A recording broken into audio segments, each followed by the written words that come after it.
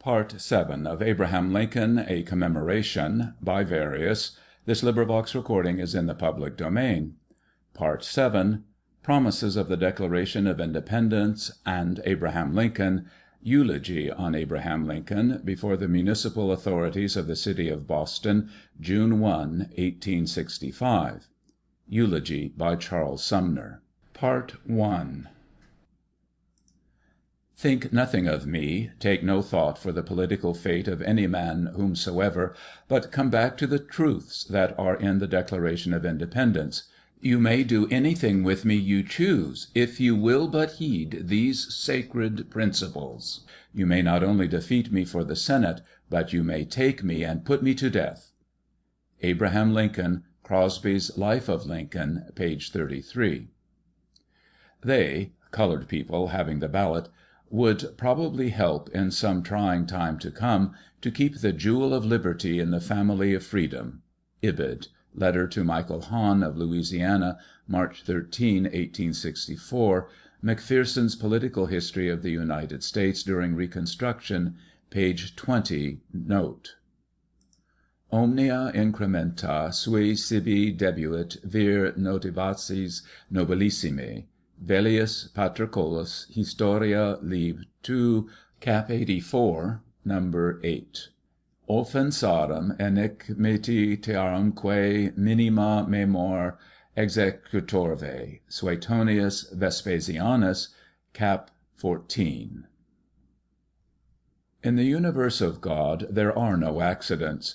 From the fall of a sparrow to the fall of an empire, or the sweep of a planet, all is according to divine providence, whose laws are everlasting. No accident gave to his country the patriot we now honor. No accident snatched this patriot, so suddenly and so cruelly, from his sublime duties. Death is as little an accident as life. Never perhaps in history has this providence been more conspicuous than in that recent procession of events where the final triumph is wrapped in the gloom of tragedy. It is our present duty to find the moral of the stupendous drama. For the second time in our annals, the country is summoned by the President to unite on an appointed day in commemorating the life and character of the dead. The first was the death of George Washington, when, as now, a day was set apart for simultaneous eulogy throughout the land, and cities, towns, and villages all vied in tribute. Since this early observance for the father of his country, more than half a century has passed, and now it is repeated in tribute to Abraham Lincoln. Thus are Washington and Lincoln associated in the grandeur of their obsequies. But this association is not accidental. It is from the nature of things, and because the part Lincoln was called to perform resembled in character the part performed by Washington, the work left undone by Washington was continued by Lincoln. Kindred in service, kindred in patriotism, each is surrounded in death by kindred homage. One sleeps in the East, the other sleeps in the West, and thus in death as in life, one is the complement of the other. The two might be compared after the manner of Plutarch, but it must suffice for the present to glance only at points of resemblance and of contrast, so as to recall the parts they respectively performed. Each was head of the Republic during a period of surpassing trial, and each thought only of the public good, simply, purely, constantly, so that single-hearted devotion to country will always find a synonym in their names. Each was national chief during a time of successful war. Each was representative of his country at a great epoch of history. Here perhaps resemblance ends and contrast begins. Unlike in origin, conversation, and character, they were unlike also in the ideas they served, except as each was servant of his country. The war conducted by Washington was unlike the war conducted by Lincoln, as the peace which crowned the arms of the one was unlike the peace which began to smile upon the other. The two wars did not differ in scale of operations and in tramp of mustered hosts more than in the ideas involved. The first was for national independence. The second was to make the Republic one and indivisible on the indestructible foundation of liberty and equality. The first cut the connection with the mother country, and opened the way to the duties and advantages of popular government. The second will have failed unless it consummates all the original promises of the Declaration our fathers took upon their lips when they became a nation. In the relation of cause and effect, the first was natural precursor and herald of the second. National independence became the first epoch in our history whose mighty import was exhibited when Lafayette boasted to the First Consul of France that, though its battles were but skirmishes, they decided the fate of the world. The Declaration of our fathers, entitled simply "The Unanimous Declaration of the 13 United States of America," is known familiarly as the Declaration of Independence, because the remarkable words with which it concludes made independence the final idea, to which all else was tributary. Thus did the representatives of the United States of America, in General Congress assembled, solemnly publish and declare that these united colonies are, and of right ought to be, free and independent States; that they are absolved from all allegiance to the British Crown; and that all political connection between them and the State of Great Britain is, and ought to be, totally dissolved; and for the support of this declaration, with a firm reliance on the protection of divine Providence, we mutually pledge to each other our lives, our fortunes, and our sacred honor. To sustain this mutual pledge, Washington drew his sword and led the national armies until at last, by the treaty of peace in 1783, independence was acknowledged. Had the Declaration been confined to this pledge, it would have been less grand. Much as it might have been to us, it would have been less of a warning and trumpet note to the world. There were two other pledges it made. One was proclaimed in the designation United States of America, which it adopted as the national name; and the other was proclaimed in those great words, fit for the baptismal vows of a republic: "We hold these truths to be self-evident, that all men are created equal; that they are endowed by their Creator with certain unalienable rights; that among these are life, liberty, and the pursuit of happiness; that to secure these rights, governments are instituted among men, deriving their just powers from the consent of the governed." By the sword of Washington, independence was secured, but the unity of the Republic and the principles of the Declaration were left exposed to question. From that early day, through various chances, they were assailed and openly dishonored, until at last the Republic was constrained to take up arms in their defense. And yet, since enmity to the Union proceeded entirely from enmity to the great ideas of the Declaration, history must record that the question of the Union itself was absorbed in the grander conflict to uphold the primal truths our fathers had solemnly proclaimed. Such are the two great wars where these two chiefs bore each his part. Washington fought for national independence and triumphed, making his country an example to mankind. Lincoln drew a reluctant sword to save those great ideas, essential to the life and character of the Republic, which unhappily the sword of Washington failed to put beyond the reach of assault. By no accident did these two great men become representatives of their country at these two different epochs, so alike in peril, and yet so unlike in the principles involved. Washington was the natural representative of national independence. He might also have represented national unity had this principle been challenged to bloody battle during his life. For nothing was nearer his heart than the consolidation of our Union, which in his letter to Congress transmitting the Constitution, he declares to be "the greatest interest of every true American." Then again, in a remarkable letter to John Jay, he plainly says that he does not conceive we can exist long as a nation without having lodged somewhere a power which will pervade the whole Union in as energetic a manner as the authority of the State governments extends over the several States. But another person was needed, of different birth and simpler life, to represent the ideas now impugned. Washington was of ancient family, traced in English heraldry. Some of his ancestors sleep in close companionship with the noble name of Spencer.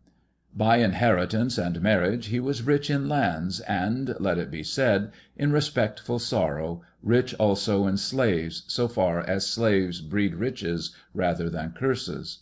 At the age of 14 he refused a commission as midshipman in the British Navy. At the age of 19 he was adjutant general with the rank of major. At the age of 21 he was selected by the British governor of Virginia as commissioner to the French posts. At the age of 22 he was at the head of a regiment and was thanked by the House of Burgesses. Early in life he became an observer of form and ceremony. Always strictly just, according to prevailing principles, and at his death ordering the emancipation of his slaves, he was more a general and statesman than philanthropist. Nor did he seem inspired, beyond the duties of patriotism, to active sympathy with human rights. In the ample record of what he wrote or said there is no word of adhesion to the great ideas of the Declaration. Such an origin, such an early life, such opportunities, such a condition, such a character, were all in contrast with the origin, early life, opportunities, condition, and character of him we commemorate today. Abraham Lincoln was born, and until he became President, always lived in a part of the country which at the period of the Declaration of Independence was a savage wilderness. Strange but happy providence that a voice from that savage wilderness, now fertile in men, was inspired to uphold the pledges and promises of the Declaration. The unity of the Republic, on the indestructible foundation of liberty and equality, was vindicated by the citizen of a community which had no existence when the Republic was formed. His family may be traced to Quaker stock in Pennsylvania, but it removed first to Virginia, and then as early as 1780 to the wilds of Kentucky, which at that time was only an outlying territory of Virginia. His grandfather and father both lived in peril from Indians, and the former perished by their knife. The future President was born in a log house. His mother could read and perhaps write. His father could do neither, except so far as to sign his name rudely, like a noble of Charlemagne. Trial, privation, and labor entered into his early life. Only at 7 years of age, for a very brief period, could he enjoy school, carrying with him Dilworth's spelling book, one of the 3 volumes that formed the family library.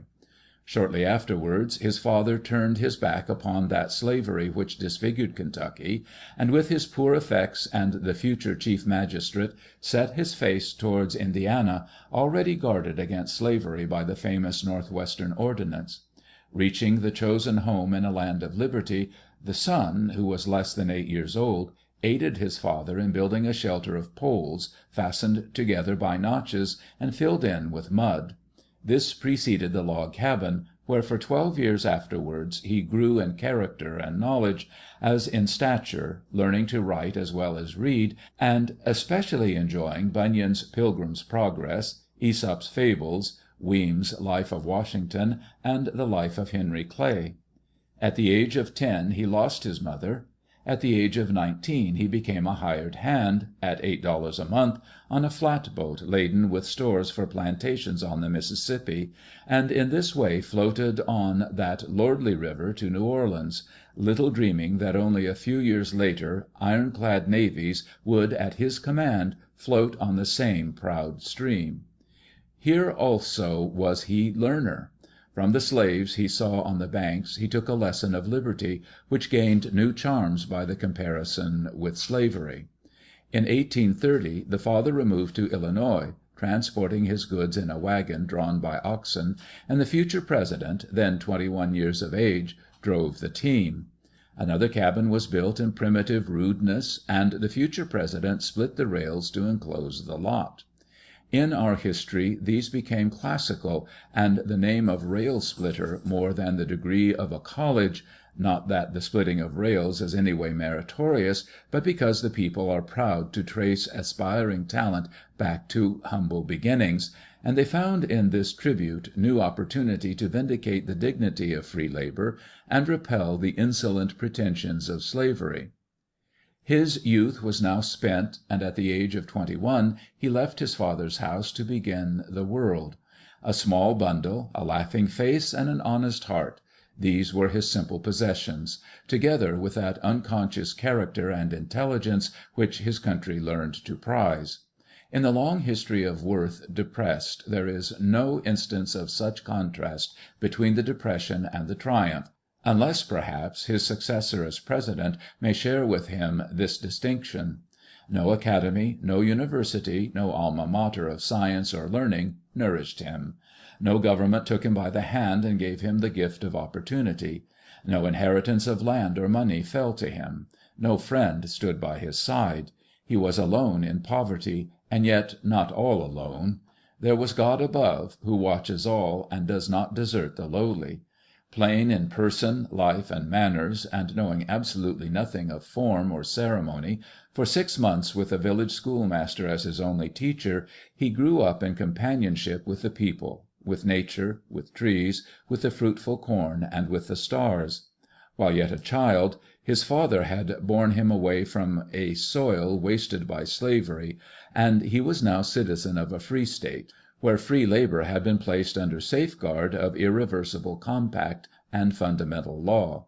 And thus he took leave of youth, happy at least that he could go forth under the day star of liberty.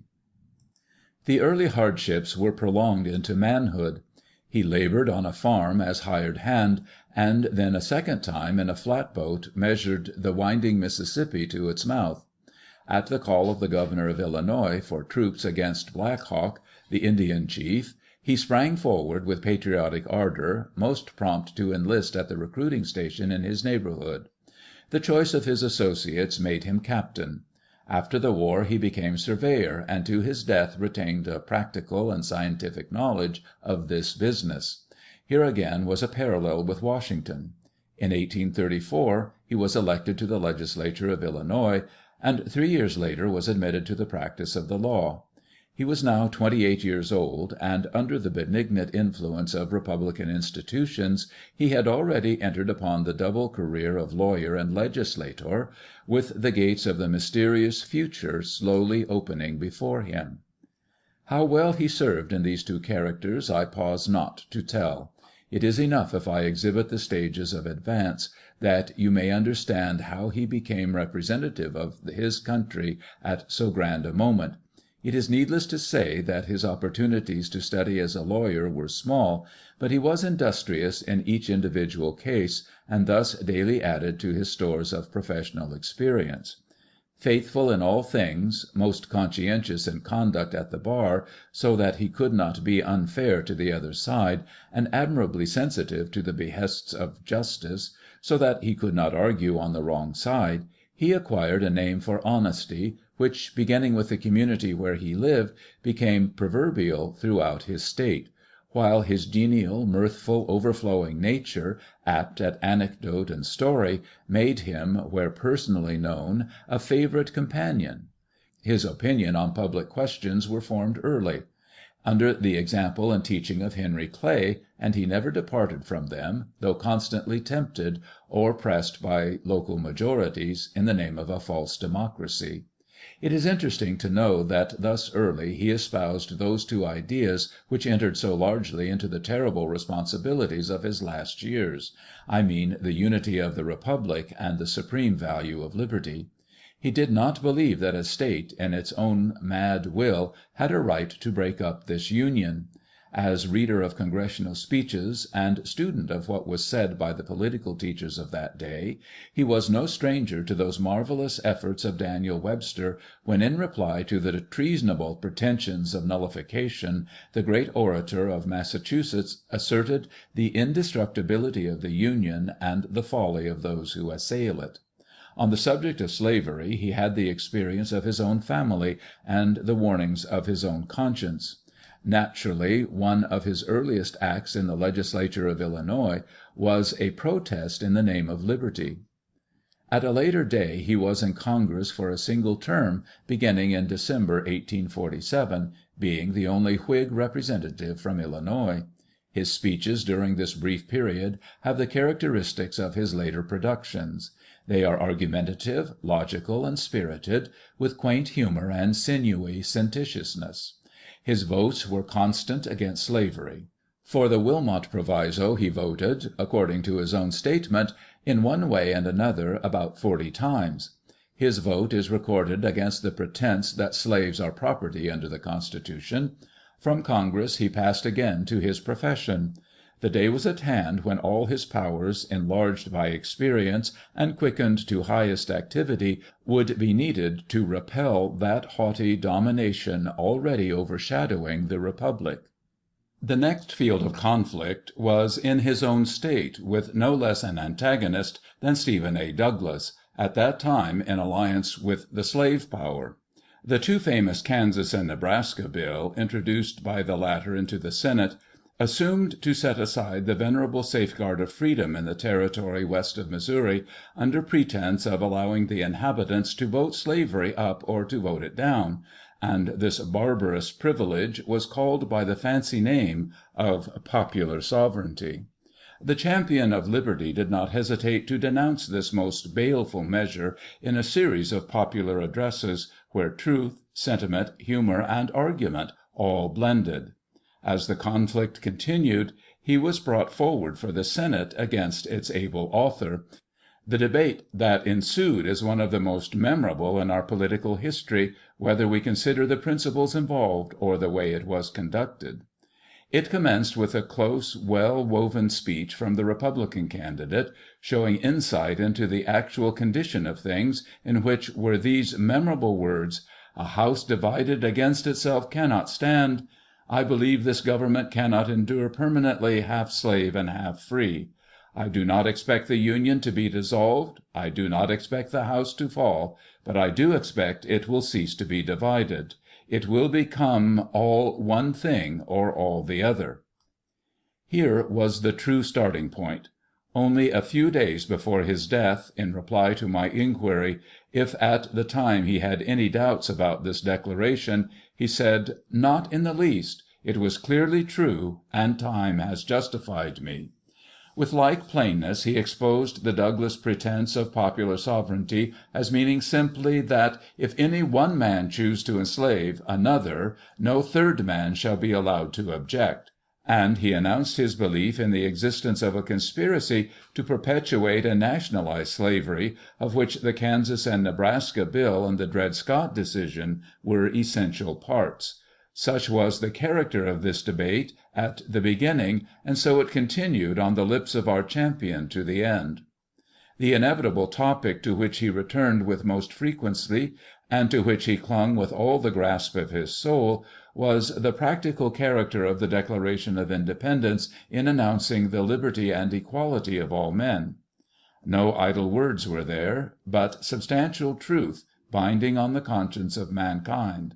I know not if this grand pertinacity has been noticed before, but I deem it a duty to declare that to my mind it is by far the most important incident of that controversy, and perhaps the most interesting in the biography of the speaker.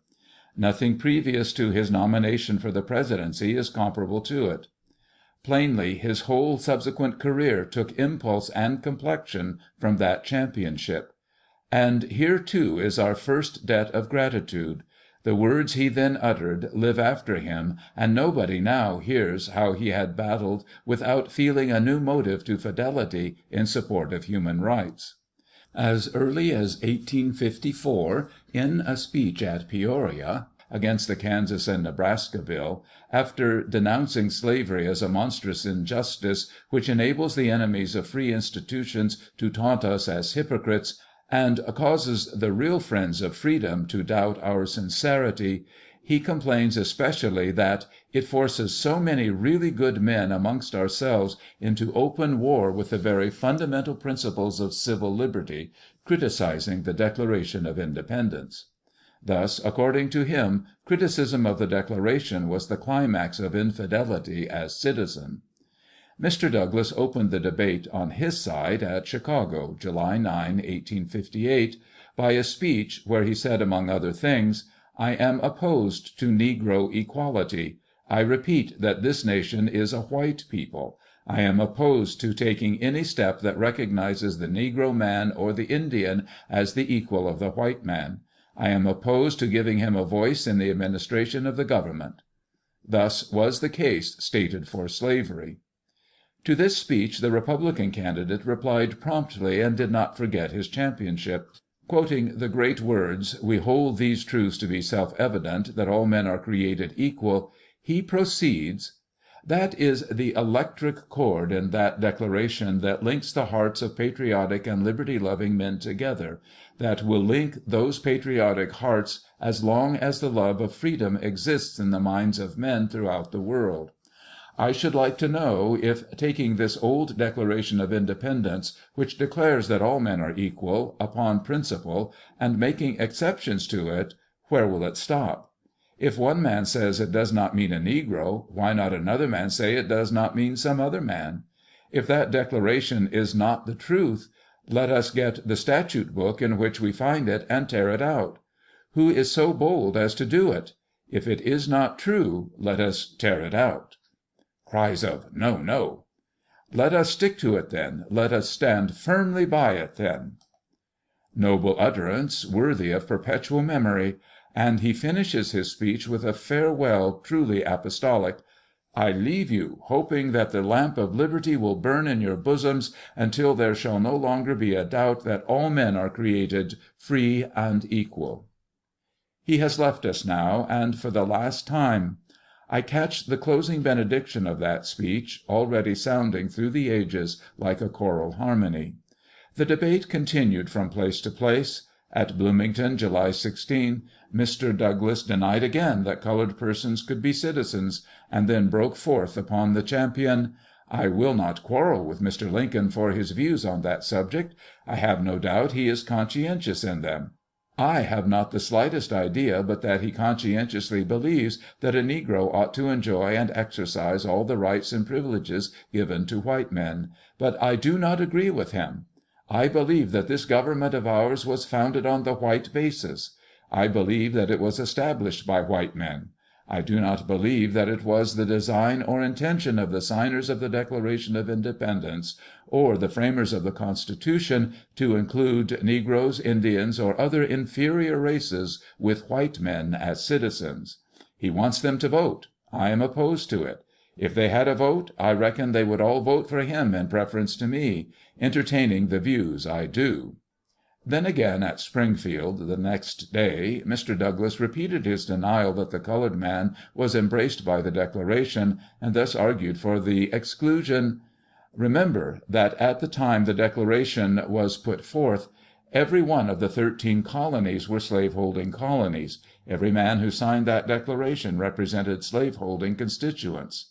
Did those signers mean by that act to charge themselves and all their constituents with having violated the law of God and holding the negro in an inferior condition to the white man? And yet, if they included negroes in that term, they were bound, as conscientious men, that day and that hour, not only to have abolished slavery throughout the land, but to have conferred political rights and privileges on the negro, and elevated him to an equality with the white man. The Declaration of Independence only included the white people of the United States." On the same evening at Springfield, the Republican candidate, while admitting that negroes are not our equal in color, thus again spoke for the comprehensive humanity of the Declaration: "I adhere to the Declaration of Independence.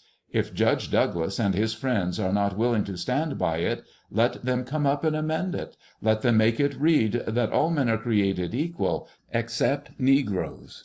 Let us have it decided whether the Declaration of Independence in this blessed year of 1858 shall be thus amended.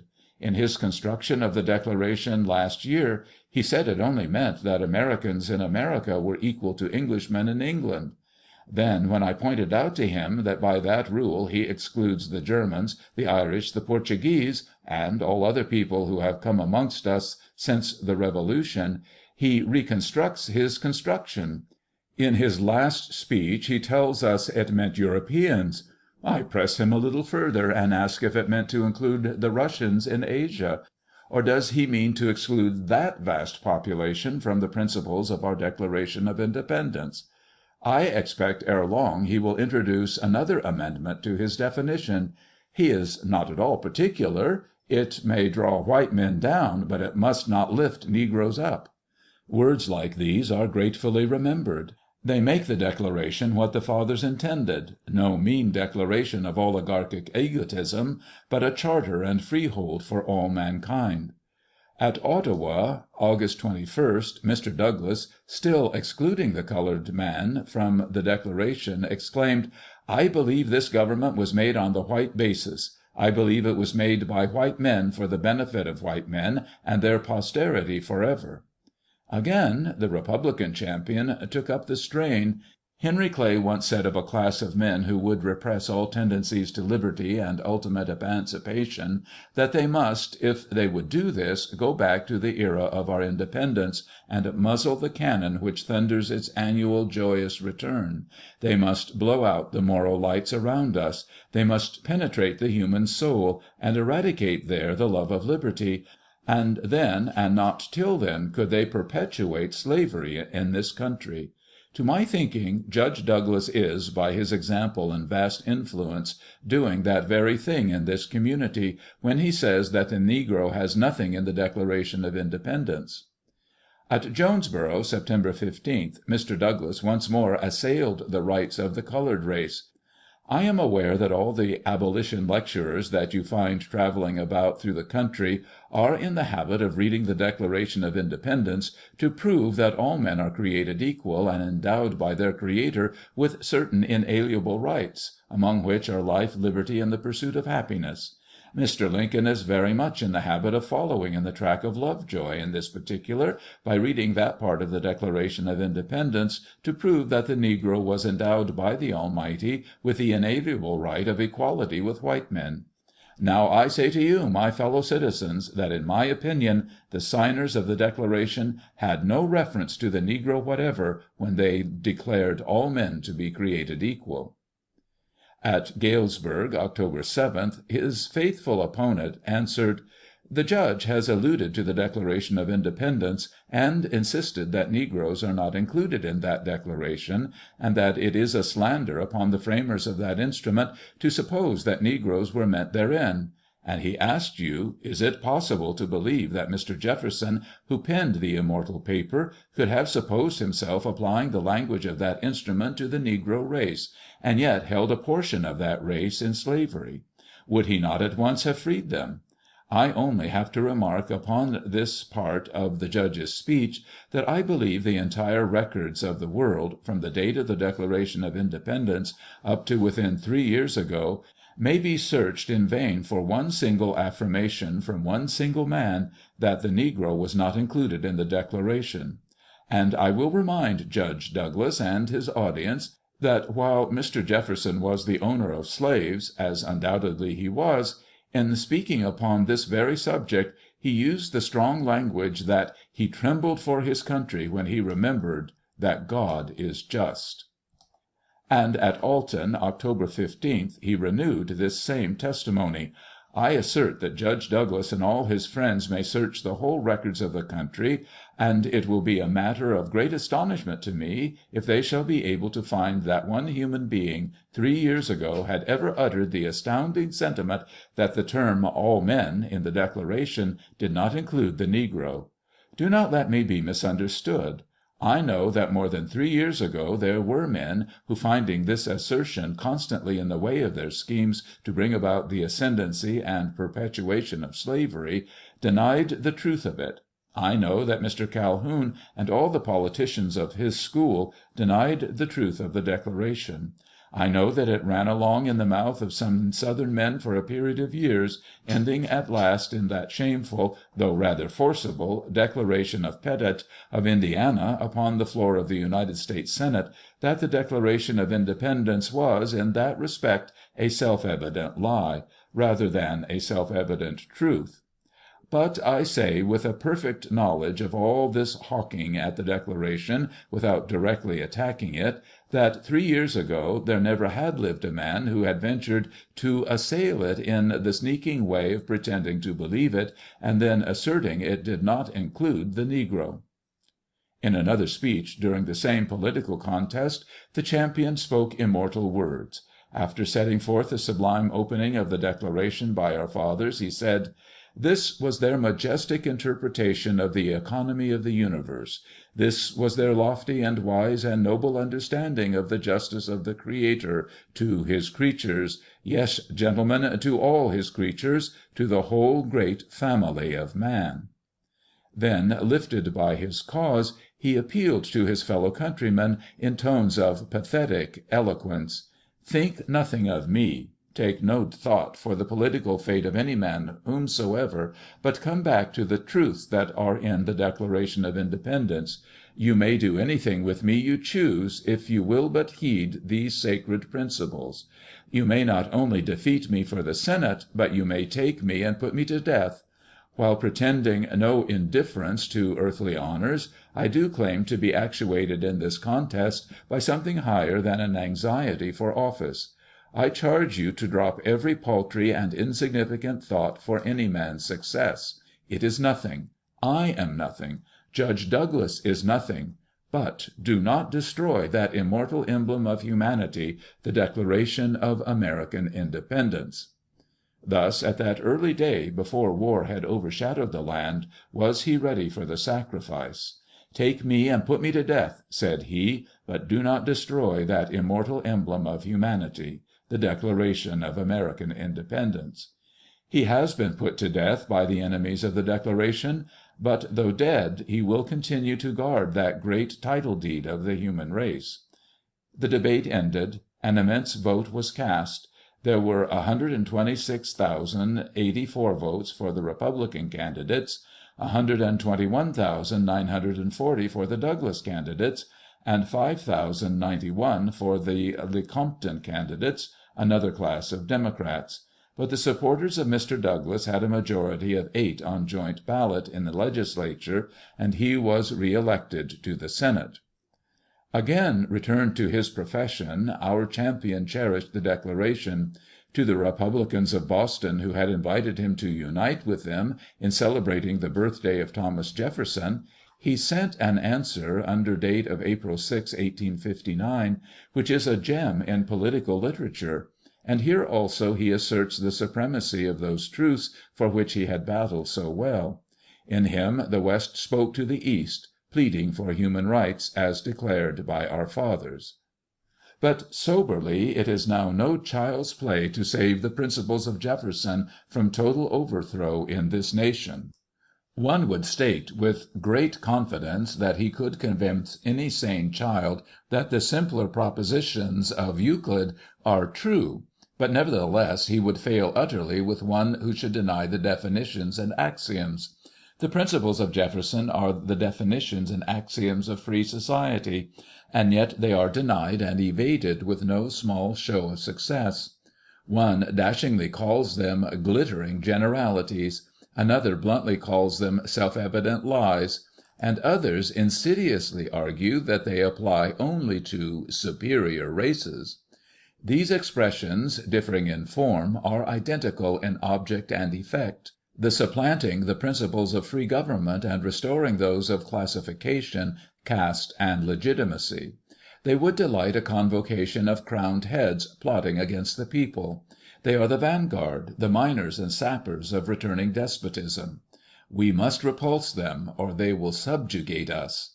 This is a world of compensations, and he who would be no slave must consent to have no slaves. Those who deny freedom to others deserve it not for themselves, and under a just God cannot long retain it. All honor to Jefferson, the man who, in the concrete pressure of a struggle for national independence by a single people, had the coolness, forecast, and capacity to introduce into a merely revolutionary document an abstract truth applicable to all men and all times, and so to embalm it there that today, and in all coming days, it shall be a rebuke and a stumbling block to the very harbingers of reappearing tyranny and oppression.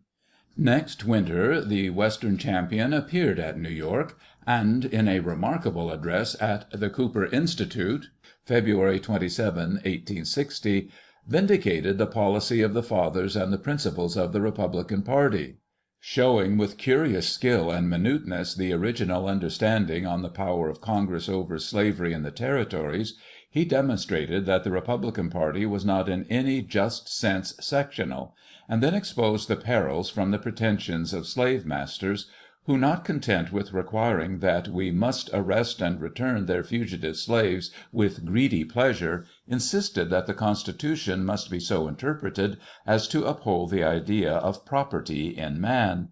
The whole address was subdued and argumentative, while each sentence was like a driven nail, with a concluding rally that was a bugle call to the lovers of right. "Let us have faith," said he, "that right makes might, and in that faith let us to the end dare to do our duty as we understand it." A few months later this champion of the right, who would not see the colored man shut out from the promises of the Declaration, and insisted upon the exclusion of slavery from the territories, after summoning his countrymen to their duty, was nominated by a great political party as candidate for President. Local considerations securing to him the support of certain States beyond any other candidate, exercised a final influence in determining this selection. But it is easy to see how, from position, character, and origin, he was at that moment especially the representative of his country. The unity of the Republic was menaced. He was from that vast controlling Northwest which would never renounce its communications with the sea, whether by the Mississippi or by Eastern avenues. The birthday Declaration of the Republic was dishonored in the denial of its primal truths. He was already known as a volunteer in its defense. Republican institutions were in jeopardy. He was the child of humble life, through whom Republican institutions would stand confessed. These things, so obvious now in the light of history, were less apparent then in the turmoil of party. But that Providence in whose hands are the destinies of nations, which had found out Washington to conduct his country through the War of Independence, now found out Lincoln to wage the new battle for the unity of the Republic on the foundation of human rights. The election took place. Of the popular votes, Abraham Lincoln received 1,866,452, carrying 180 electoral ballots. Stephen A. Douglas received 1,375,157, carrying 12 electoral votes. John C. Breckinridge received 847,953, carrying 72 electoral ballots. And John Bell received 590,631, carrying 39 electoral ballots. By this vote Abraham Lincoln became President. The triumph at the ballot box was flashed by telegraph over the whole country from north to south, from east to west.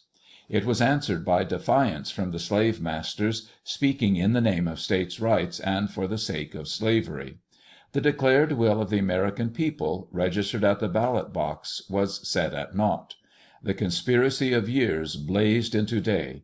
The national government, which Alexander H. Stephens characterized as the best and freest government, the most equal in its rights, the most just in its decisions, the most lenient in its measures, and the most aspiring in its principles to elevate the race of men, that the sun of heaven ever shone upon, and which Jefferson Davis himself pronounced the best government which has ever been instituted by man, that national government, thus painted even by its enemies, was spurned.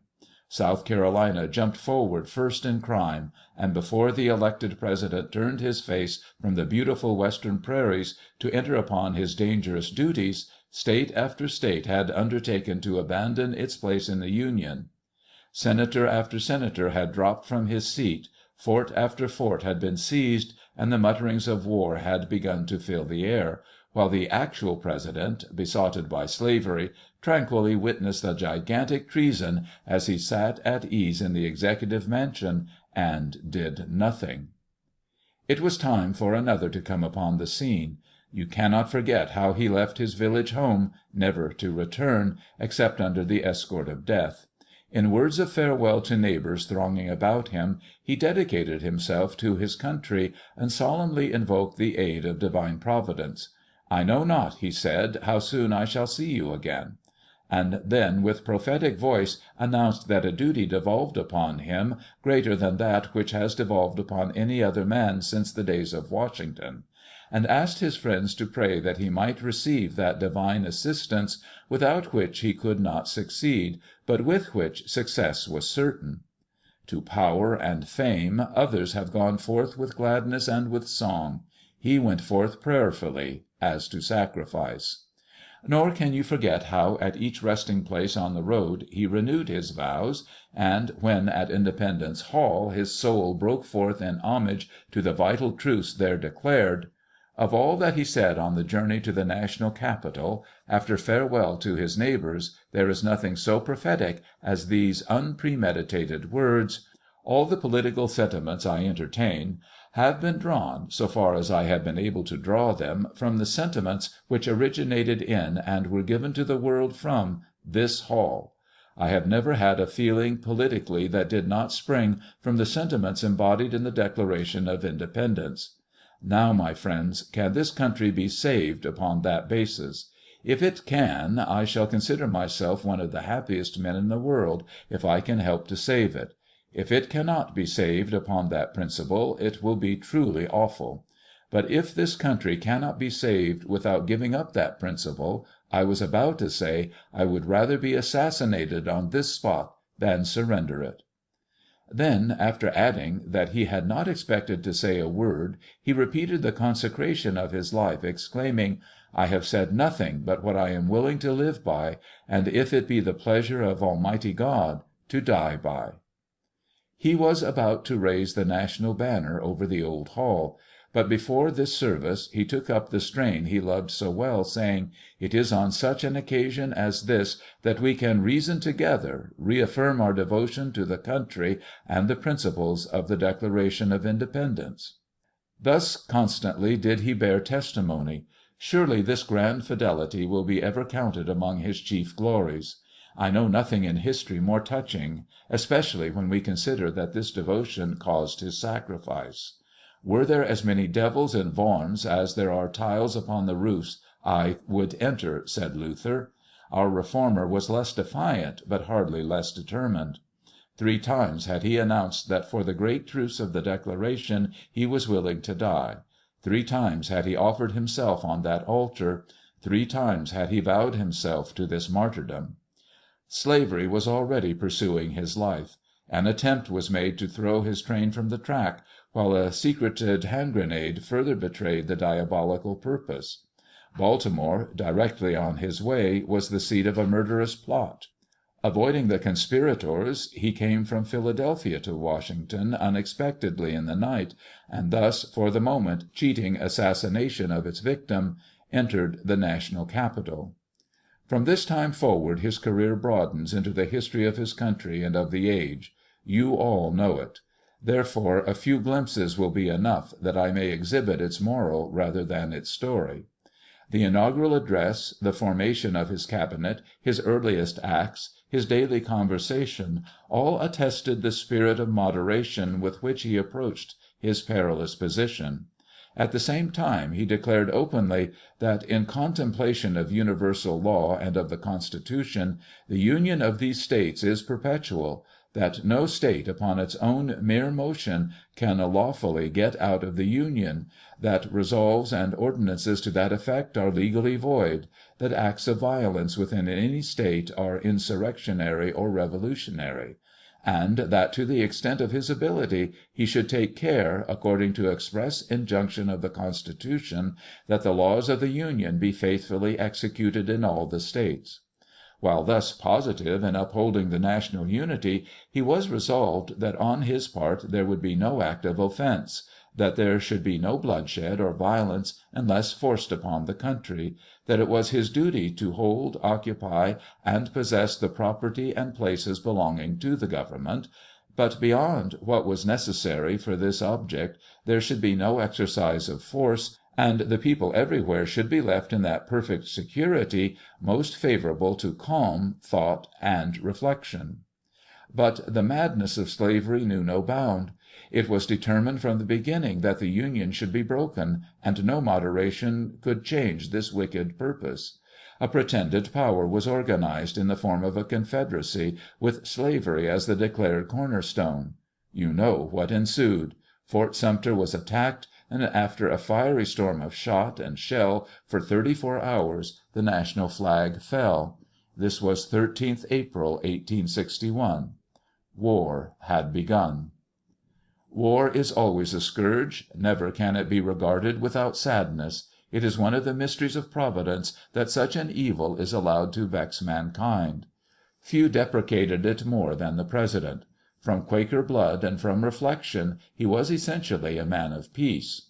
In one of his speeches during his short service in Congress, he arraigned military glory as that rainbow that rises in showers of blood, that serpent's eye that charms but to destroy. And when charged with the terrible responsibility of government, he was none the less earnest for peace. He was not willing to see his beloved country torn by bloody battle, with fellow citizens striking at each other. But after the criminal assault on Fort Sumter, there was no alternative. The Republic was in peril, and every man, from President to citizen, was summoned to the defense. Nor was this all. An attempt was made to invest slavery with national independence, and the President, who disliked both slavery and war, described his own condition when, addressing a member of the Society of Friends, he said, "Your people have had and are having very great trials. On principle and faith opposed to both war and oppression, they can only practically oppose oppression by war." In these few words the whole case is stated, inasmuch as, whatever might be the pretensions of states' rights, the war became necessary to overcome the baleful ambition of slavery. The slave masters put in execution a conspiracy long contrived, for which they had prepared the way, first by teaching that any state might at its own will break from the Union, and secondly by teaching that colored persons were so far inferior as not to be embraced in the promises of the Declaration of Independence, but were justly held as slaves. The Mephistopheles of slavery, Mr. Calhoun, inculcated for years both these pretensions, but the pretension of state rights was a cover for slavery. Therefore, in determining that the slave masters should be encountered, two things were resolved. First, that this Republic is one and indivisible, and secondly, that no hideous power with slavery blazoned on its front shall be created on our soil. Here was affirmation and denial. First, affirmation of the national unity, and secondly, denial of any independent foothold to rebel slavery. Accepting the challenge at Fort Sumter, the President became the voice of the nation, which with stern resolve insisted that the rebellion should be overcome by war. The people were in earnest and would not brook hesitation. If ever in history war was necessary, if ever in history war was holy, it was the war then and there begun for the arrest and overthrow of rebel slavery. The case between the two sides is stated first in the words of Jefferson Davis and then in the words of Abraham Lincoln. The representative of slavery said, "The time for compromise has now passed, and the South is determined to maintain her position and make all who oppose her smell Southern powder and feel Southern steel if coercion is persisted in. Our separation from the old Union is now complete. No compromise, no reconstruction is now to be entertained." Abraham Lincoln said, "In my view of the present aspect of affairs, there need be no bloodshed or war. I am not in favor of such a course, and I may say in advance that there will be no bloodshed, unless it be forced upon the government, and then it will be compelled to act in self-defense." And so issue was joined. It was plain from the first cannon shot that the rebellion was nothing but slavery in arms. But such was the power of slavery, even in the free states, that months elapsed before the giant criminal was directly assailed. Generals in the field were tender towards it, as if it were a church or a work of the fine arts. Only under the teaching of disaster was the country moved. The first step in Congress followed the defeat at Bull Run. Still the President hesitated. Disasters thickened and graves opened, until at last the country saw that by justice only could we hope for divine favor, and the President who leaned so closely upon the popular heart pronounced that great word by which slaves were set free. Let it be named forever to his glory that even tardily he grasped the thunderbolt under which the rebellion staggered to its fall, that following up the blow he enlisted colored citizens as soldiers, and declared his final purpose never to retract or modify the Emancipation Proclamation, nor to return into slavery any person free by the terms of that instrument, or by any act of Congress, saying grandly, if the people should by whatever mode or means make it an executive duty to reënslave such persons, another and not I must be their instrument to perform it.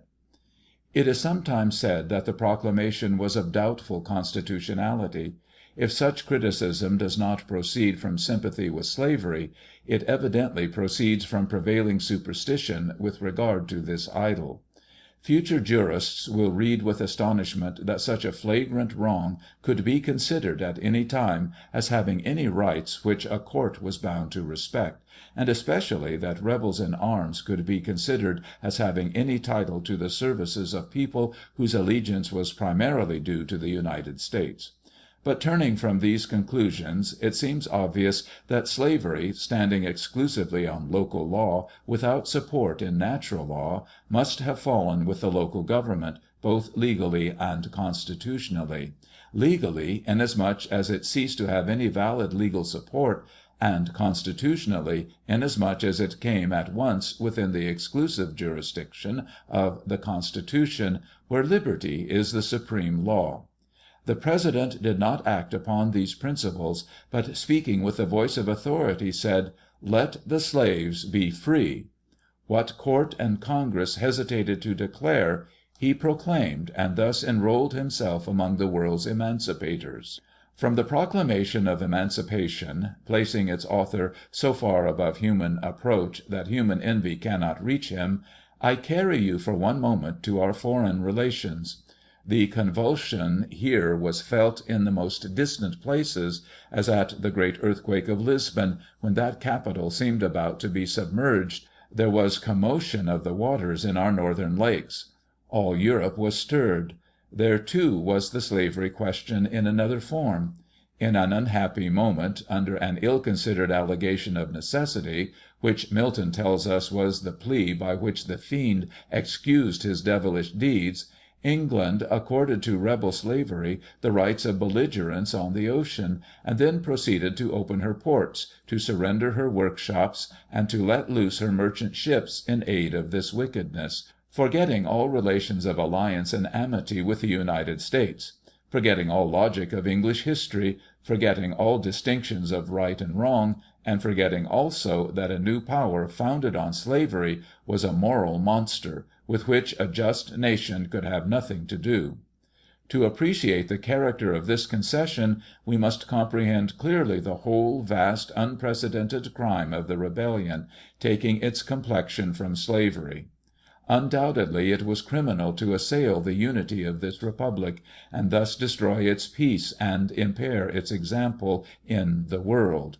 But the attempt to build a new power on slavery as a cornerstone, and with no other declared object of separate existence, was more than criminal, or rather it was a crime of that untold, unspeakable guilt which no language can depict, and no judgment can be too swift to condemn. The associates in this terrible apostasy might rebuke each other in the words of an old dramatist: "Thou must do then what no malevolent star Will dare to look on, it is so wicked; For which men will curse thee for being the instrument, And the blest angels forsake me at my need For being the author. For 'tis a deed of night, Francisco, in which the memory Of all good actions we can pretend to Shall be buried quick; or if we be remembered, It shall be to fright posterity by our example, That have outdone all precedents of villains that were before us." An expression of opinion on the great question involved, and a guide to public duty. Part 7.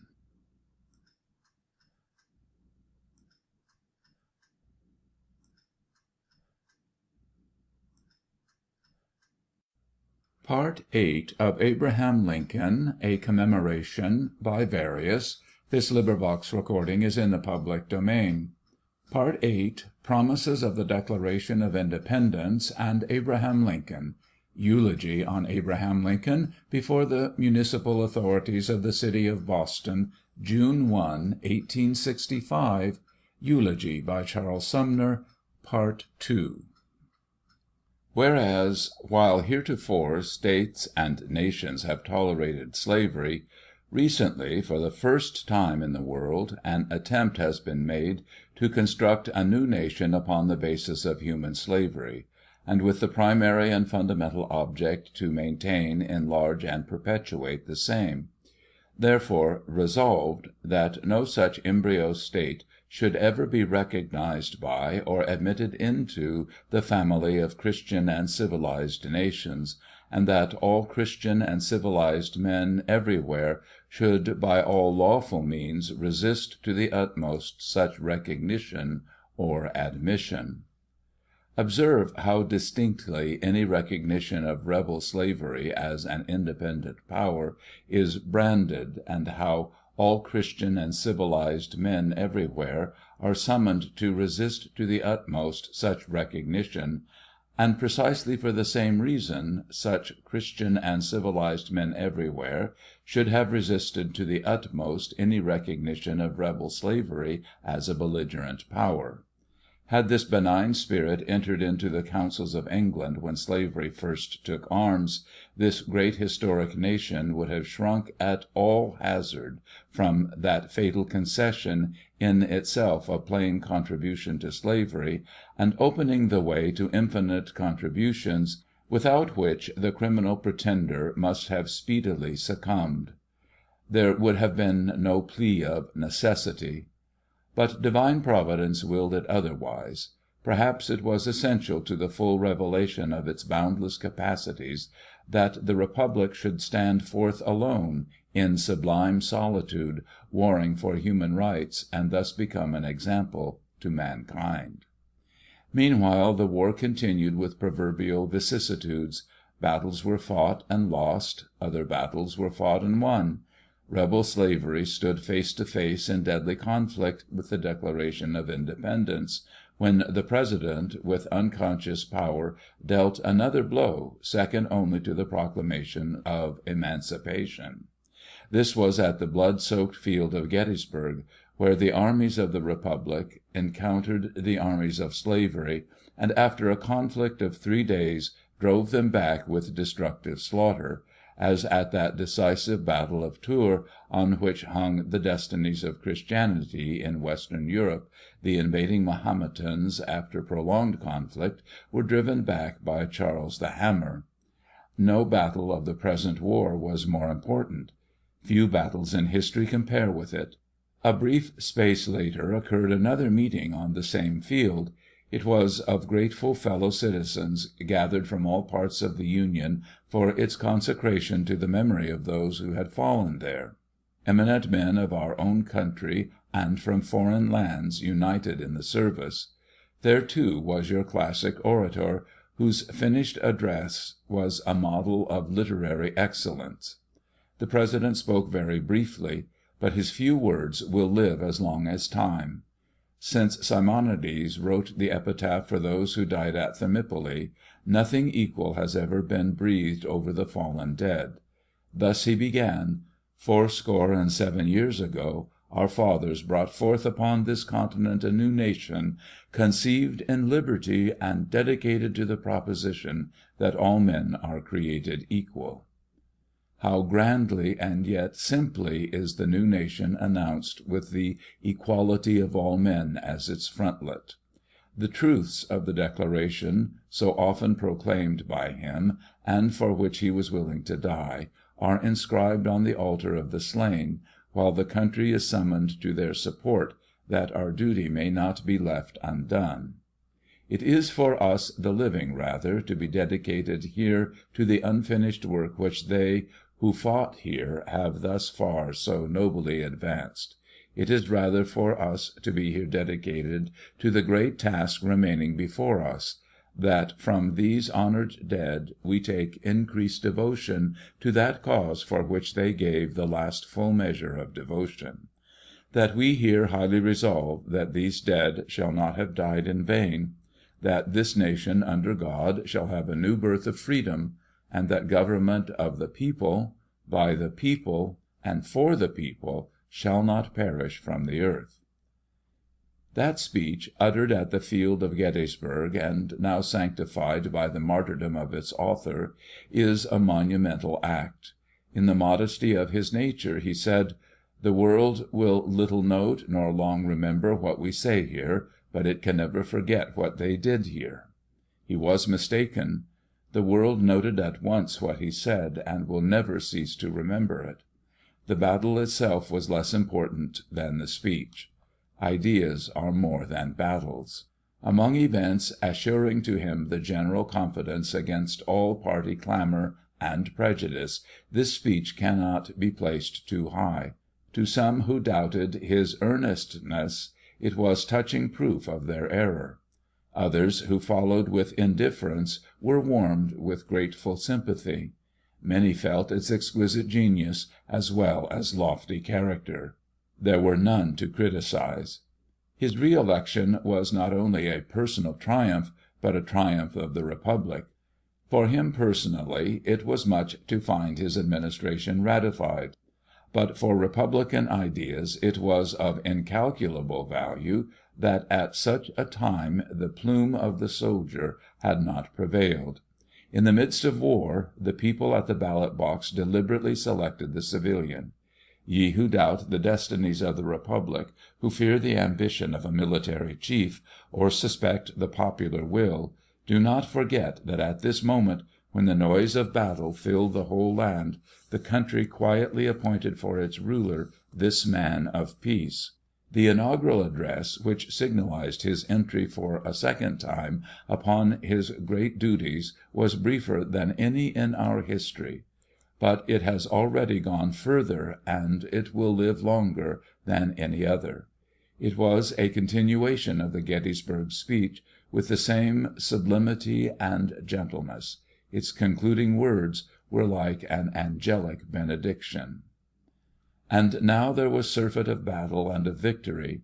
Calmly he saw the land of slavery enveloped by the national forces, saw the great coil bent by his generals about it, saw the mighty garrote as it tightened against the neck of the rebellion.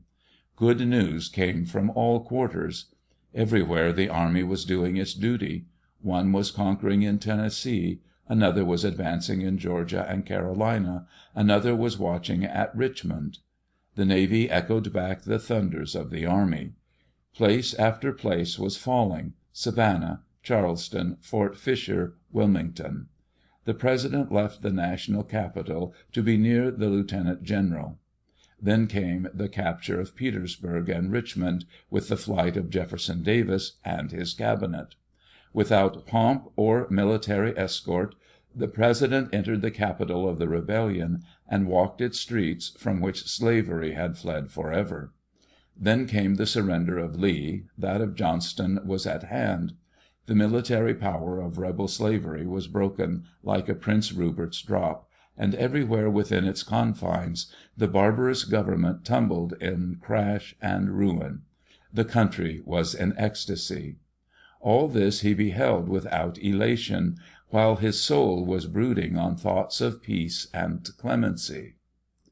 On the morning of Friday, 14th April, his youthful son, who had been on the staff of the Lieutenant General, returned to resume his interrupted studies. The father was happy in the sound of his footsteps, and felt the augury of peace. During the same day the Lieutenant General returned. In the intimacy of his family, the President said, "This day the war is over." In the evening he sought relaxation, and you know the rest. Alas, the war was not over. The minions of slavery were dogging him with unabated animosity, and that night he became a martyr. The country rose at once in agony of grief, and everywhere strong men wept. City, town, and village were darkened by the general obsequies. Every street was draped. Only ensigns of woe were seen. He had become, as it were, the inmate of every house, and the families of the land were in mourning. Not in the Executive Mansion only, but in uncounted homes was his vacant chair. Never before such universal sorrow. Already the voice of lamentation is returning from Europe, where candor towards him had begun even before his tragical death. A short time ago he was unknown, except in his own state. A short time ago he visited New York as a stranger, and was shown about its streets by youthful companions. 5 years later he was borne through those streets with funeral pomp such as the world never witnessed before. Space and speed were forgotten in the offering of hearts, and as the surpassing pageant, with more than sceptred pall, moved on iron highways over counties and states, from ocean side to prairie, the whole afflicted people bowed their uncovered heads. It was hard to comprehend this blow, and many cried in despair, but the rule of God is too visible to allow doubt of his constant presence. Did not our martyr in his last address remind us that the judgments of the Lord are true and righteous altogether? And who will say that his death was not a judgment of the Lord? Perhaps it was needed to lift the country into a more perfect justice, and to inspire a sublimer faith. Perhaps it was sent in love, to set a sacred, irreversible seal upon the good he had done, and to put emancipation beyond all mortal question. Perhaps it was the sacrificial consecration of those primal truths embodied in the birthday Declaration of the Republic, which he had so often vindicated, and for which he had announced his willingness to die. He is gone, and he has been mourned sincerely. Only private sorrow would recall the dead. He is now removed beyond earthly vicissitudes. Life and death are both past. He had been happy in life. He was not less happy in death. In death, as in life, he was still under the guardianship of that divine Providence which, taking him early by the hand, led him from obscurity to power and fame. The blow was sudden, but not unprepared for. Only on the Sunday preceding, as he was coming from the front on board the steamer with the beautiful quarto Shakespeare in his hands, he read aloud the well-remembered words of his favorite Macbeth. "Duncan is in his grave. After life's fitful fever he sleeps well. Treason has done his worst, nor steel, nor poison, malice domestic, foreign levy, nothing can touch him further." Impressed by their beauty, or by some presentiment unuttered, he read them aloud a second time. As the friends about listened to his reading, they little thought how in a few days what was said of the murdered Duncan would be said of him. Nothing can touch him further. He is saved from the trials that were gathering. He had fought the good fight of emancipation. He had borne the brunt of war with embattled hosts, and conquered. He had made the name of Republic a triumph and a joy in foreign lands. Now that the strife of blood was ended, it remained to be seen how he could confront those machinations which are only prolongation of the war, and more dangerous because more subtle, where recent rebels, with professions of union on the lips, but still denying the birthday Declaration of the Republic, vainly seek to organize peace on another oligarchy of the skin. From all these trials he was saved. But his testimony lives and will live forever, speaking by his life, speaking yet again by his death. Invisible to mortal sight, and now above all human weakness, he is still champion, as in his early conflict, summoning his countrymen back to the truths in the Declaration of Independence. Dead, he speaks with more than living voice. But the author of emancipation cannot die. His immortality on earth has begun. Country and age are already enshrined in his example, as if he were the great poet gathered to his fathers. Back to the living hath he turned him, and all of death has passed away. The age that thought him dead and mourned him, itself now lives but in his lay. If the President were on earth, he would protest against any monotony of panegyric. He never exaggerated. He was always cautious in praise as in censure. In endeavor to estimate his character, we shall be nearer him in proportion as we cultivate the same spirit. In person he was tall and bony, with little resemblance to any historic portrait, unless he might seem in one respect to justify the epithet given to an early English king. As he stood, his form was angular, with something of that straightness in lines so peculiar in the figure of Dante by Flaxman. His countenance had more of rugged strength than his person, and while in repose, inclined to sadness. Yet it lighted easily. Perhaps the quality that struck most at first was his constant simplicity of manner and conversation, without form or ceremony beyond that among neighbors. His handwriting had the same simplicity. It was clear as that of Washington, but less florid. Each had been surveyor, and was perhaps indebted to this experience. But the son of the Western pioneer was more simple in nature, and the man appeared in the autograph. An integrity which has become a proverb belonged to the same quality. The most perfect honesty must be the most perfect simplicity. Words by which an ancient Roman was described picture him: Vita innocentas simus proposito sanctissimus. He was naturally humane, inclined to pardon, and never remembered hard things against himself. He was always good to the poor, and in dealings with them was full of those kind little words which are of the same blood as great and holy deeds. On the Saturday before his death, I saw him shake hands with more than 5,000 soldier patients in the tent hospitals at City Point, and he told me afterwards that his arm was not tired. Such a character awakened the instinctive sympathy of the people. They saw his fellow feeling and felt the kinship. With him as President, the idea of republican institutions, where no place is too high for the humblest, was perpetually apparent, so that his simple presence was like a proclamation of human equality. While social in nature and enjoying the flow of conversation, he was often reticent.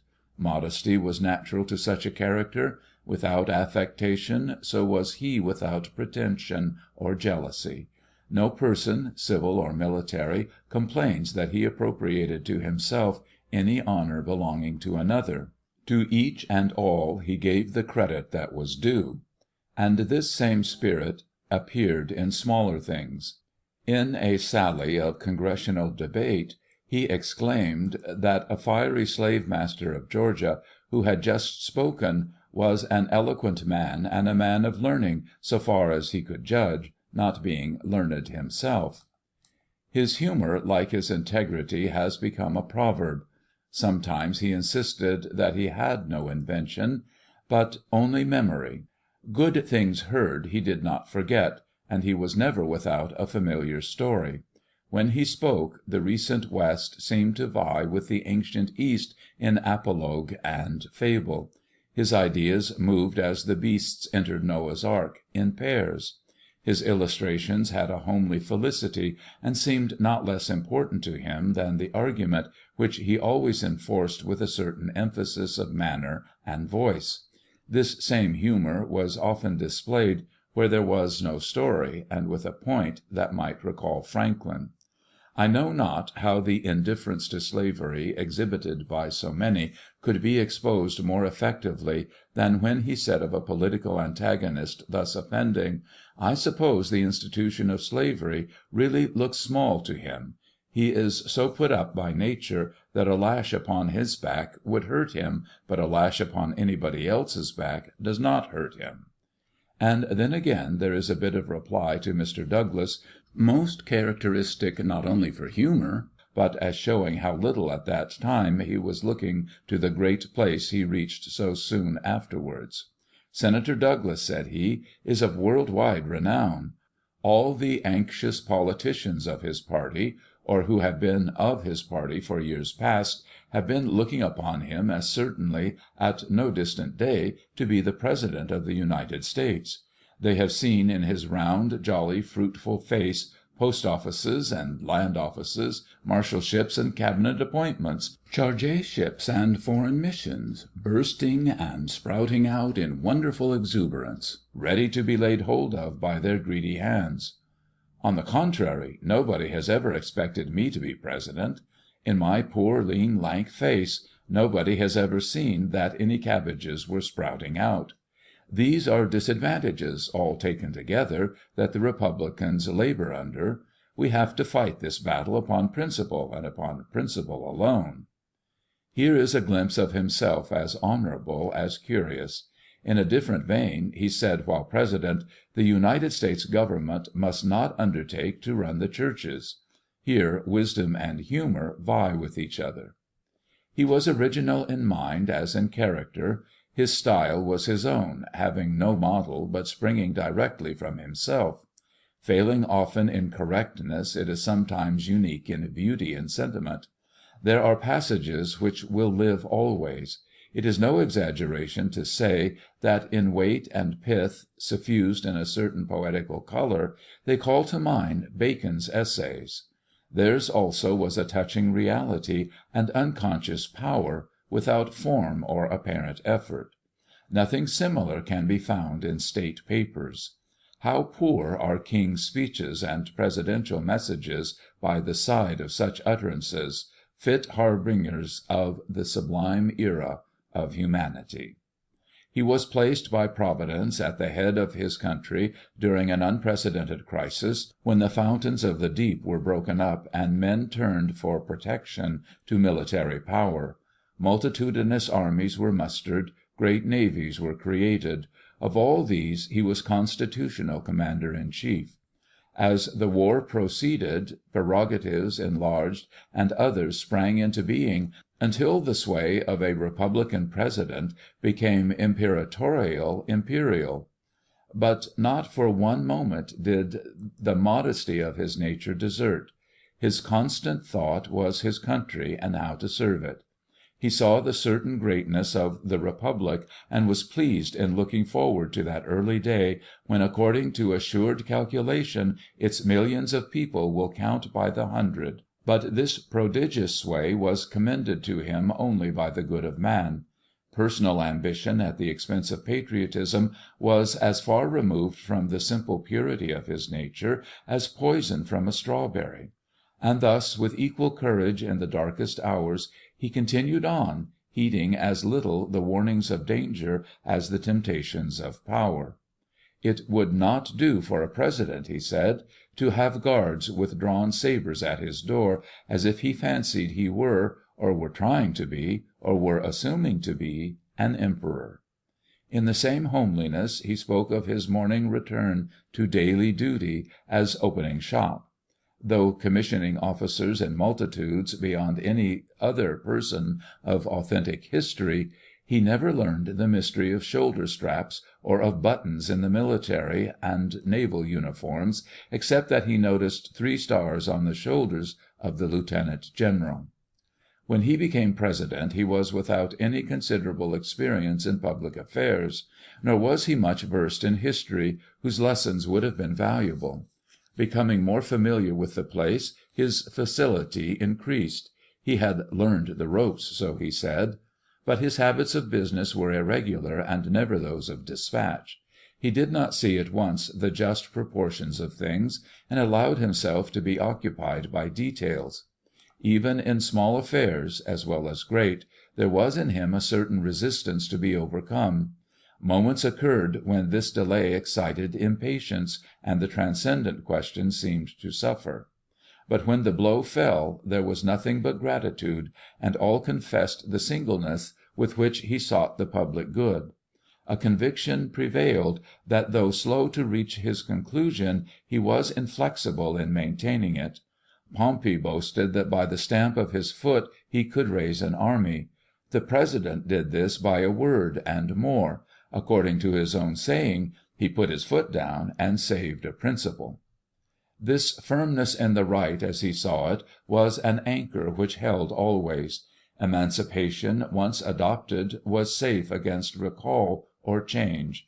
From time to time his determination was repeated in terms which awakened a throb in every liberty-loving bosom, as when, in the summer before the presidential election, in his letter "To Whom it May Concern," he announced the abandonment of slavery as an essential condition of peace, and thus again proclaimed emancipation; or when, on another occasion, he said in simple words, "And the promise being made must be kept;" and then again exclaimed loftily in words good to repeat, "If the people should, by whatever mode or means, make it an executive duty to reënslave such persons, another, and not I, must be their instrument to perform it."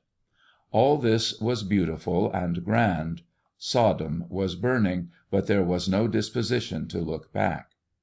In statement of moral truth and exposure of wrong, he was at times singularly cogent. There was fire as well as light in his words. Nobody more clearly exhibited slavery in its enormity. On one occasion he branded it as a monstrous injustice. On another he pictured the slave masters as wringing their bread from the sweat of other men's faces; and then, on still another, he said with fine simplicity of diction, "If slavery is not wrong, then nothing is wrong." Would you find condemnation more complete, you must go to John Brown, or to those famous words of John Wesley, where the great Methodist held up slavery as the execrable sum of all villainies. Another mind, more submissive to the truth he recognized, and less disposed to take counsel of tomorrow, would have hesitated less in carrying this judgment forward to its natural conclusion. His courage to apply truth was not always equal to his clearness in seeing it. The heights he gained in conscience were not always sustained in conduct, and have we not been told that the soul can gain heights it cannot keep? Thus, while condemning slavery, he still waited, till many feared that with him judgment would lose the name of action. Even while exalting human equality, assailed and derided by one of our ablest debaters, and insisting with admirable constancy that all, without distinction of color, are within the birthday promises of the Republic, he yet allowed himself to be pressed by his adversary to an illogical limitation of political rights. But he was willing at all times to learn, and not ashamed to change. Before death he expressed a desire that suffrage should be accorded to colored persons in certain cases; yet here again he failed to apply the great declaration for which he so often contended. If suffrage be accorded to colored persons only in certain cases, then of course it can be accorded to whites only in the same cases, or equality ceases. It was his own frank confession that he had not controlled events, but they had controlled him. At the important stages of the war he followed rather than led. The people under God were masters. Let it not be forgotten that the national triumphs, and even emancipation itself, sprang from the great heart of the American people. Individual services have been important, but there is no man who was necessary. On one theme he inclined laterally to guide the public mind. It was the treatment of the rebel leaders. His policy was never announced, and of course would have been subject to modification always in the light of experience. But it is known that at the moment of his assassination he was occupied by thoughts of lenity and pardon.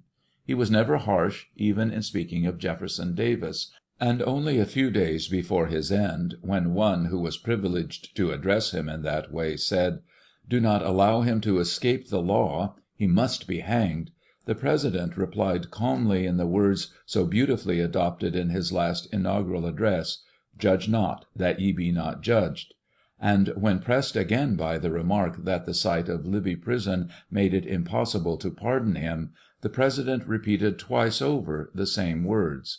The question of clemency to our rebels is the very theme so ably debated between Caesar and Cato, while the Roman Senate was considering how to treat the Confederates of Catiline. Caesar consented to confiscation and imprisonment, but pleaded for life. Cato was sterner. It is probable that the President, who was a Cato in patriotism, would have followed the counsels of Caesar. Good will to all men was with him a science as well as a sentiment. His nature was pacific, and throughout the terrible conflict his thoughts were always turned on peace. He wished peace among ourselves, and he wished peace with foreign powers. While abounding in gratitude to returned officers and men who had fought the national battle so well, he longed to see the sword in its scabbard never again to flash against the sky. His prudence found expression in the saying, "One war at a time," but his whole nature seemed to say, "Peace always." And yet it was his fortune to conduct one of the greatest wars in all time. With malice toward none, with charity for all, with firmness in the right as God gives us to see the right. So he worked and lived, and these words of his own might be his honest epitaph. His place in history may be seen from the transcendent events with which his name must be forever associated. The pyramids of our country are built by the people more than by any ruler, but the ruler of the people at such a moment cannot be forgotten. It is impossible to exaggerate the proclamation of emancipation as an historic event. Its influence cannot be limited to the present in place or time.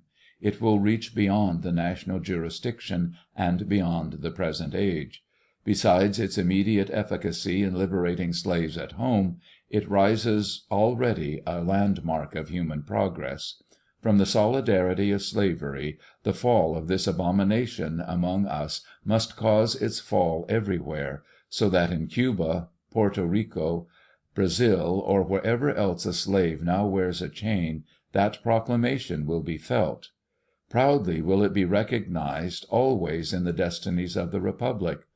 Only a short time before, the Czar of Russia, also by proclamation, raised 20 millions of serfs to the dignity of freemen. But even this eminent act was less historic.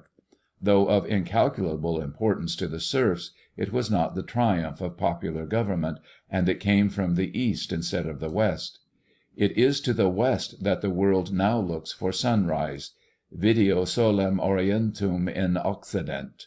But the Emancipation Proclamation itself was an agency in the military overthrow of the rebellion, which, if regarded as an achievement of war, is one of the greatest in the annals of war, but if regarded in political consequences, is an epoch of history. Here again the magnitude of the event is fully appreciated only when it is considered that the triumph of the Republic is the triumph of popular institutions everywhere. It is much that the Republic has become impregnable, whether against malice domestic or foreign levy; but it is more that it has become an example to the world. That all this should be done under a President representing especially the people, speaking always in sympathy with the people in words of power never to be forgotten, and in sealing his devotion with life, adds to the splendor of the example. His are great heralds, such as few have had as they entered the lofty portals. Our martyred dead is seen also in the company to which he is admitted, among the purest of all time. Martyrs, patriots, philanthropists, servants of truth and duty, Milton, Hampden, Sidney, Wilberforce, all welcome the newcomer.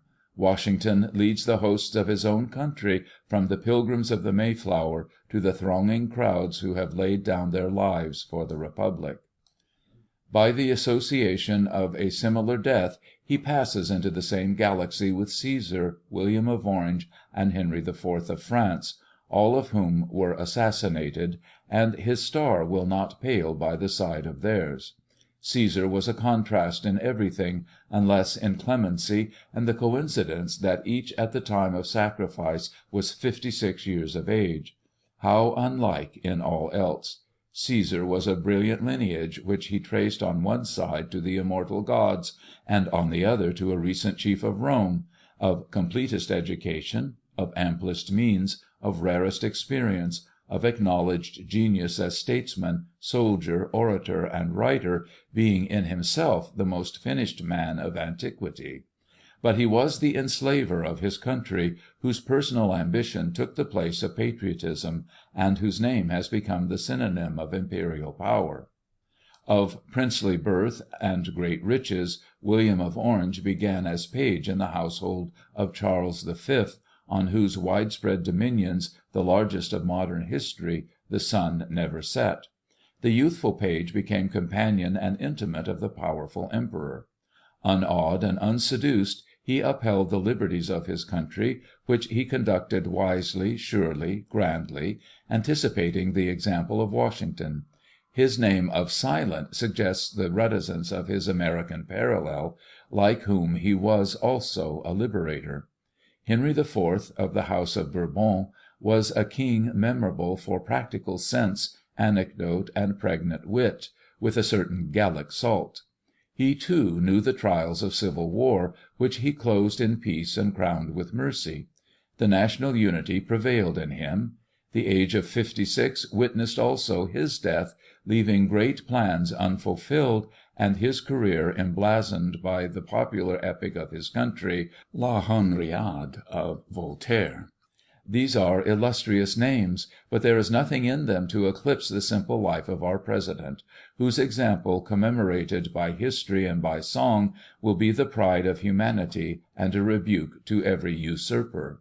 The cause he served was more than empire; the motive of his conduct was higher than success, as devotion to human rights is higher than genius or power, as man is higher than aught else on earth. More like him in certain aspects was the Roman Emperor Vespasian, whose just sway was prolonged in Titus, his son. Without ancestry or rank, he rose to the loftiest power, and when on these heights never dissembled the humility of his origin. The simplicity and frugality of early life were continued on the throne of the world.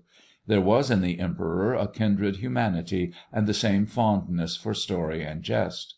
But the common feature, bringing the two into one historic family, was generous indulgence to political opponents. It belongs to the fame of our President that in selections for the public service he forgot all personal differences. Capacity and devotion to the country were controlling recommendations before which every thought of opposition or rivalry, or even of injury, disappeared. Here the Roman Emperor anticipated the American President, for the contemporary historian, in his brief record, presents him as very little mindful of affronts and enmities, or vindictive on their account. Such a character, whether at Rome or Washington, is an example for all. There is another character, taken away close upon the age of 56, who seems to have revived in the President. Do not be astonished when I mention St. Louis of France. Differences of epoch and of objects occupying attention cannot obscure certain kindred features, and especially the common consecration of their lives. The French monarch, though at the head of a military power, was a lover of peace, and cultivated justice towards his neighbors. Through him a barbarous institution was overthrown, and France advanced in civilization. The trial by battle, against which he launched a noble ordinance, was a curse not inferior to our slavery. In an age of violence he was gentle; in an age of privilege and wearing a crown he was moved to the practice of equality. History recalls with undisguised applause the simple justice he delighted to administer, sitting under an oak in the park of Vincennes. Our President launched his ordinance at a barbarous institution, and advanced his country. He, too, practiced equality, and he also had his oak of Vincennes. It was that plain room where he was always so accessible as to make his example difficult for future presidents. At stated times he was open to all who came with petitions, and they flocked across the continent. The transactions of that simple court of last resort would show how much was done to temper the law, to assuage sorrow, and to care for the widow and orphan. But its only record is in heaven. Such, fellow citizens, are the life and character of Abraham Lincoln. You have discerned his simple beginnings, have watched his early struggles, have gratefully followed his dedication to the truths our fathers declared, have hailed him twice elected head of the Republic through whom it was known in foreign lands, have recognized him at a period of national peril as representative of the unfulfilled promises made by our fathers, even as Washington was representative of national independence; and you have beheld him struck down at the moment of victory, when rebel slavery was everywhere succumbing. Reverently we acknowledge the finger of the Almighty, and pray that our great trials may not fail, to the end that the promises of the fathers may be fulfilled, those promises so great and glorious, which make the Declaration a title deed of mankind. Traitorous assassination struck him down. Yet be not vindictive towards the poor atom that held the weapon. Reserve your rage for the responsible power, which, not content with assailing the life of the Republic, outraged all law, human and divine, organized barbarism as a principle of conduct, took the lives of faithful Unionists at home, prepared robbery and murder on the northern borders, fired hotels, the home of women and children, plotted to scatter pestilence and poison, perpetrated piracy and ship-burning at sea, starved American citizens in prolonged captivity, inflicted the slow torture of Andersonville and Libby, menaced assassination always, and now, at last, true to itself, has assassinated our President. And this responsible power is none other than slavery. It is slavery that has taken the life of our beloved Chief Magistrate, and here is another triumph of its barbarism. On slavery let vengeance fall. Spare, if you please, the worm it employs, but do not, I entreat you, yield amnesty to this murderous wickedness. Ravaillac, who took the life of the French Henry, was torn in pieces on the public square before the City Hall by 4 powerful horses, each fastened to one of his limbs, and rending in opposite directions, until at last, after fearful struggle, nothing of the wretched assassin remained to the executioner except his bloody shirt, which was at once handed over to be burned. Such be our vengeance, and let slavery be the victim. And not only slavery, which is another name for property in man, but also that other pretension, not less irrational and hateful, that human rights can depend on color. This is the bloody shirt of the assassin. Let it be handed over to be burned. Such a vengeance will be a kiss of reconciliation, for it will remove every obstacle to peace and harmony. The people where slavery once ruled will bless the blow that destroyed it. The people where the kindred tyranny of caste once prevailed will rejoice that this fell under the same blow. They will yet confess that it was dealt in no harshness, in no unkindness, in no desire to humiliate, but simply and solemnly in the name of the Republic and of human nature, for their good as well as ours, aye, for their good more than ours. By ideas more than by armies we have conquered. The sword of the Archangel was less mighty than the mission he bore from the Lord. But if the ideas giving us the victory are now neglected, if the pledges of the Declaration, which the rebellion openly assailed, are left unredeemed, then have blood and treasure been lavished for naught. Alas for the dead who gave themselves so bravely to their country, alas for the living left to mourn the dead, if any relic of slavery is allowed to continue, especially if this bloody imposture, defeated in the pretensions of property in man, is allowed to perpetuate an oligarchy of the skin. How shall these ideas be saved? How shall the war waged by Abraham Lincoln be brought to an end, so as to assure peace, tranquillity, and reconciliation? All turns on the colored suffrage. This is the center and pivot of national safety. A mistake now is worse than the loss of a battle. And yet here again we encounter the rebellion in its odious pretensions, hardly less audacious than when it took up arms. Amidst its expiring campfires, the men who have trimmed them, with fresh oaths of allegiance on the lips, renew their early activity in plotting how to preserve an oligarchical power. The demon of caste follows the demon of slavery. In setting ourselves against this accursed succession, we follow the solemn behests of the great Declaration, so constantly championed by the martyred President.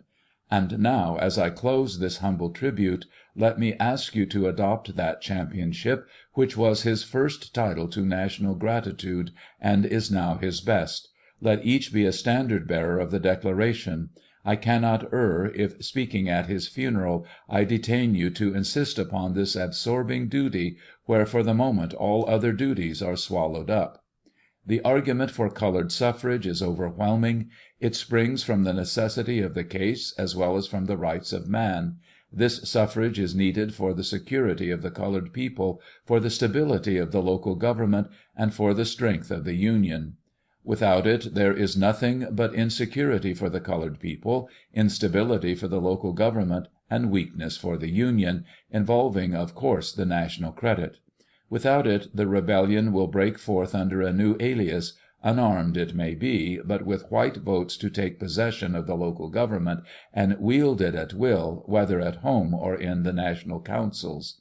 If it be said that the colored people are unfit, then do I show that they are more fit than their recent masters, or more than the poor whites. They have been loyal always, and who is he that under any pretense exalts the prejudice of the disloyal above the rights of the loyal? Their suffrage is now needed, more even than you ever needed their muskets or sabres. An English statesman, after the acknowledgment of the Spanish colonies as independent states, boasted that he had called a new world into existence to redress the balance of the old. In similar spirit we too must call a new ballot into existence to redress the tyranny that refuses justice to the colored race. The same national authority that destroyed slavery must see that this other pretension is not permitted to survive, nor is there any doubt that the authority which destroyed slavery is competent to the kindred duty. Each belongs to that great policy of justice through which alone can peace become permanent and immutable. Nor may the Republic shirk this remaining service without leaving emancipation unfinished and the early promise of the fathers unfulfilled. Vain the gift of liberty if you surrender the rights of the freedman to be judged by recent assertors of property in man. Burke, in his day, saw the flagrant inconsistency and denounced it, saying that whatever such people did on this subject was arrant trifling, and, notwithstanding its plausible form, always wanted what he aptly called the executory principle. These words of warning were adopted and repeated by two later statesmen, George Canning and Henry Brougham, but they are so clear as not to need support of names. The infant must not be handed over to be suckled by the wolf, it must be carefully nursed by its parent; and since the Republic is parent of emancipation, the Republic must nurse the immortal infant into maturity and strength. The Republic at the beginning took up this great work. The Republic must finish what it began, and it cannot err if in anxious care it holds nothing done so long as anything remains undone. The Republic, with matchless energy, hurled forward victorious armies. The Republic must exact that security for the future without which this unparalleled war will have been waged in vain. The Republic today, with one consenting voice, commemorates the martyred victim. The same Republic, prompt in this service, must require that his promises to an oppressed race be maintained in all their integrity and completeness, in letter and in spirit, so that the cause for which he became a sacrifice shall not fail. His martyrdom was a new pledge, beyond any even in life. The colored suffrage is an overwhelming necessity. In making it an essential condition of restoration, we follow, first, the law of reason and of nature, and secondly, the Constitution, not only in its text, but in the light of the Declaration. By reason and nature there can be no denial of rights on account of color, and we can do nothing thus irrational and unnatural. By the Constitution it is stipulated that the United States shall guarantee to every State a republican form of government. But the meaning of this guarantee must be found in the birthday declaration of the Republic, which is the controlling preamble of the Constitution. Beyond all question, the United States, when called to enforce the guarantee, must insist on the equality of all before the law, and the consent of the governed. Such is the true idea of republican government according to American institutions. The slave masters, driven from their first entrenchments, occupy inner defenses. Property in man is abandoned, but they now insist that the freedman shall not enjoy political rights. Liberty has been won, the battle for equality is still pending. And now a new compromise is proposed in the name of states' rights. Sad that it should be so. But I do not despair. The victory may be delayed, but not lost. All who set themselves against equality will be overborne, for it is the cause of humanity. Not the rich and proud, but the poor and lowly will be the favorites of an enfranchised republic. The words of the prophet must be fulfilled, "And I will punish the world for their evil, and the wicked for their iniquity, and I will cause the arrogancy of the proud to cease, and will lay low the haughtiness of the terrible. I will make a man more precious than fine gold, even a man than the golden wedge of Ophir." I accept these sublime promises and echo them back as assurance of triumph. Then will the Republic be all that heart can desire, or imagination paint, supremely lovely and serenely great, majestic mother, of a free, happy, and united people, with slavery and all its tyranny beaten down under foot, so that no man shall call another master, and all shall be equal before the law. In this great victory death is swallowed up, and before us is the vision of the Republic performing all that was promised. How easy then the passage from sorrow to exultation! Fellow citizens, be happy in what you have. Mourn not the dead, but rejoice in his life and example. Rejoice as you point to this child of the people, who was lifted so high that republican institutions became manifest in him. Rejoice that through him emancipation was proclaimed. Rejoice that under him government of the people, by the people, and for the people, obtained a final verdict, never to be set aside or questioned. Above all, see to it that his constant vows are performed, and the promises of the fathers maintained, so that no person in the upright form of man is shut out from their protection. Do this, and the unity of the Republic will be fixed on a foundation that cannot fail. The cornerstone of national independence is already in its place, and on it is inscribed the name of George Washington. Another stone must also have place at the corner. It is the great Declaration itself, once a promise, at last a reality. On this adamantine block we will gratefully inscribe the name of Abraham Lincoln. End of Part 8.